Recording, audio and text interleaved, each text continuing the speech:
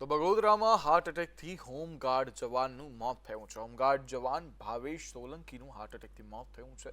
Bagodara police હાલ આ બાબતે તજવીજ હાથ ધરી છે। બગોદરા પોલીસ સ્ટેશનમાં બજાવતા હતા તેઓ ફરજ, જ્યારે આજ પોલીસ સ્ટેશનમાં આ બાબતે હાલ હત્યાને લઈને અથવા તો કયા કારણોસર તેઓનું મોત થયું છે તેને લઈ અને તપાસ હાથ ધરવામાં આવી છે।